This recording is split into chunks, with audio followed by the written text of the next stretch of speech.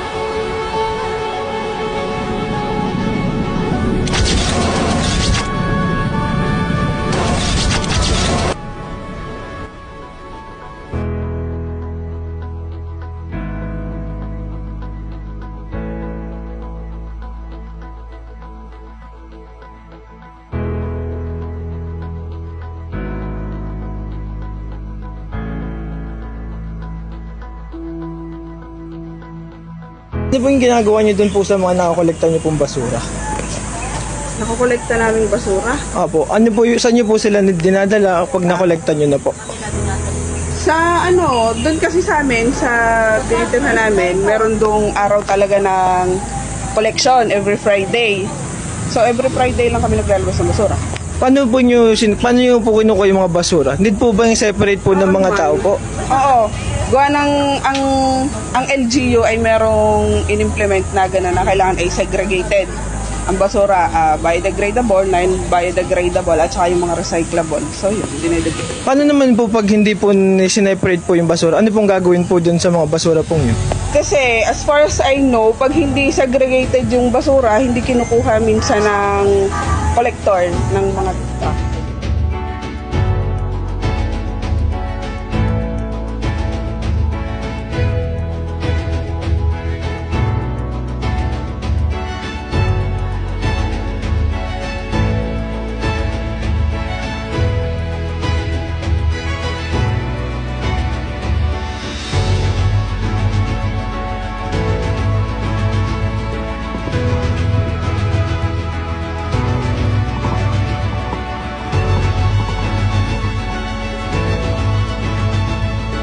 Ano po ang pangalan niyo po? Jojo Lumbres. So, maaari po ba namin kayo ma-interview about sa waste management sa Okay naman. So, ano po ang maaaring maitulong ng mga residente upang mapanatiling malinis po ang ating kapaligiran? Segregation. Segregation. So, Sa basura. Iba't ibang klase nabubulok at hindi makakuha. so bale, ilang taon na po kayo nagtatrabaho dito? Ako,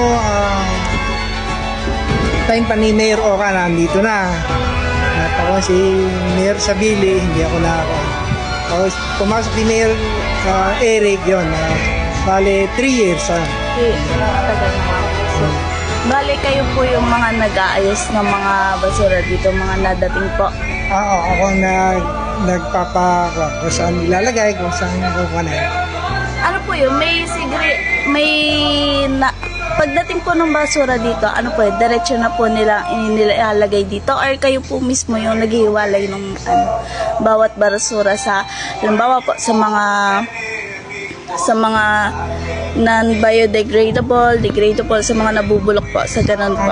Sa barangay ay doon nila dinadala sa menu area. May parang ito, meron siyang anong tawag dito? Yung kontraktor.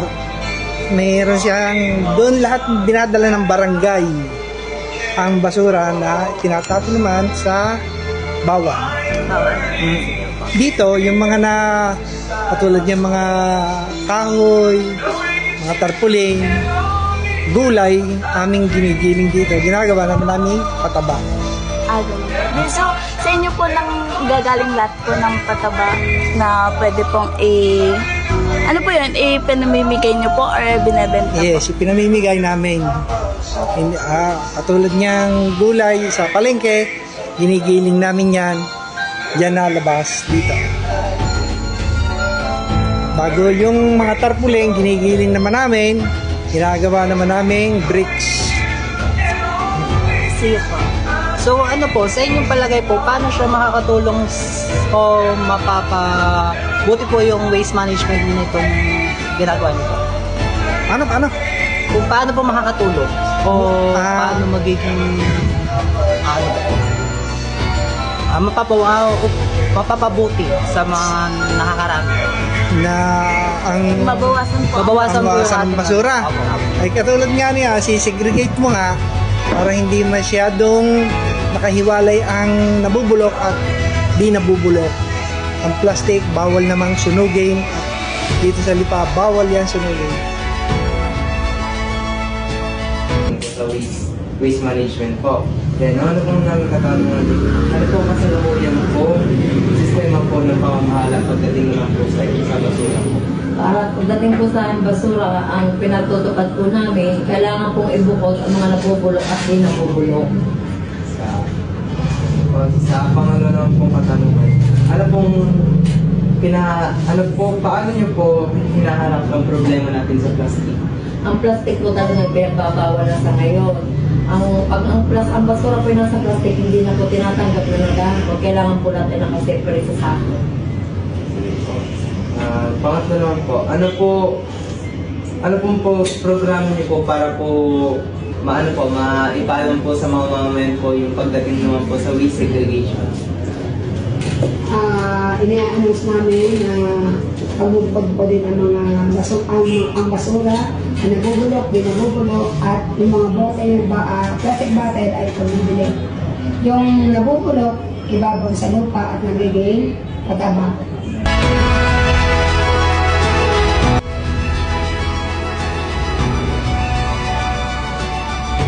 Ano po pangalan? Ako po si Sunshine de la Cruz. Bali, ilang taon na po kayo nakatira dito? 30 years. Paano po epekto sa inyong health yung pagtira dito sa So, tunay na wala naman. Okay naman siya, malinis naman yan. Pwede po ba kayo magkwento about sa experience niyo po? Dito, kikwento ko dito na ako nagkaanak. Tapos dito na rin siguro ako mamamatay tatanda. Yeah, may dalawa akong anak. Okay naman dito. Hindi naman siya nakakatakot. Safe naman. Paano naman po kapag bagyuhan po, ganun? Pag bagyuhan naman, tumataas naman siya. Pero hindi naman siya yung sadya na tumataas na aabutan kami. Kumbaga, umano lang siya, tumataas lang siya ng konti, tapos hindi naman kami mahanginan dito kasi nga medyo baba na, tapos may harang pa. Kaya hindi siya yung bumabaha na katulad ng iba na dala lahat ng bahay. Ano ang mga solusyon sa problema ng waste management sa ating lugar or sa ating bansa?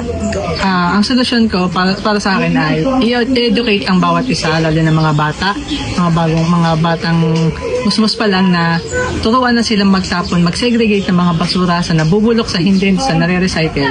At yun lang talaga ang pinakasolusyon natin, na i-educate ang bawat isa, pati ang matatanda, kasi napapansin ko na matitigas ang ulo ng mga Pilipino na kung saan sila nagtatapon ng basura, at yun nga, tinuturuan nila yung mga anak nila na hindi nila sinasawa yung mga anak nila pag sila yung nagtatapon ng basura kung saan.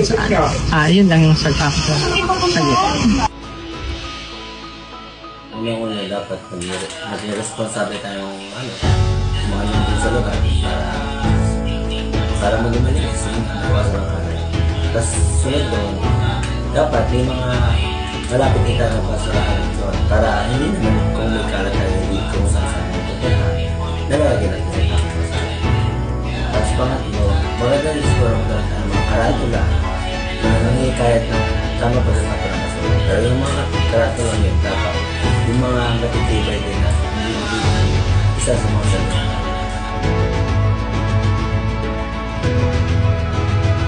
Andito tayo ngayon sa bayan ng Lipa upang tanongin ng mga mamayan dito kung ano nga ba ang paraan upang mabawasan ng mga basura. Tara, ano po kaya mga pwede pong paraan para mabawasan po ang ating basura sa ating lugar po? Ay di huwag masyadong magkalat at yung mga basura dapat parang hindi dumami. Ay, yung mga basura niyo po kaya, paano niyo po tinatapon?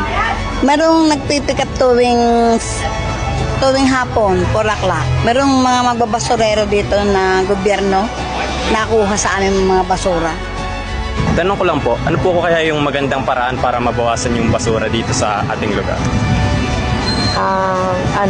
Dapat hindi gumagamit ng mga plastic, dapat mga papel dapat para kahit na ulan, di matutunaw yung papel. Pag plastic ay kalat sa mga kanal, nagiging bara sa kaya nagkakaroon ng baha. Yung way po ng pag-manage niyo ng basura, paano po yun? Way ng pagtatap ng basura,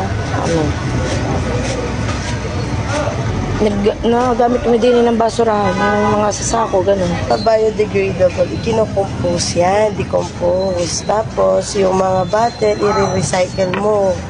Mga plastics, dapat talaga nakabukod dyan. Para yung mga pwedeng i-recycle, pwedeng ibenta, magamit pa natin. Din yung mga nabubulok, pampataba ng liha. So, paano po natin mapapanatili ang kalinisan sa ngayon dito sa Lipa? Sa tingin ko ngayon, so we experience global warming, sobra yung garbage natin sa environment. Siguro, I think, una-una, ituro to sa loob ng tahanan, how we will segregate proper our garbage. Meron tayo nabubulok at di nabubulok. Determine din natin if the garbages are waste or hazardous. After that, a student, ituro din yan sa loob ng school. Dapat alam nila ano ba yung pagkakaiba-iba ng lahat ng waste na to. Paano ba ito makaka-apekto? At isa pa, maging disiplinado tayo pagdating sa para sa environment natin. Makatulong tayo sa environment natin. May katanungan lang po ko about sa environment natin. So, paano po natin mapapanatili ang kalinisan dito sa Lipa? Dito sa Palengke? The mere fact that the government already established a mandate wherein people need to follow a certain rule and regulation, automatically we need to follow that. But the mere fact that the people are, this what we call irresponsible, automatically we're having difficulty to have a cleaner environment. So in order for we to maintain that, we need to be responsible enough and disciplined in order for we to have an environment that is safe for everybody.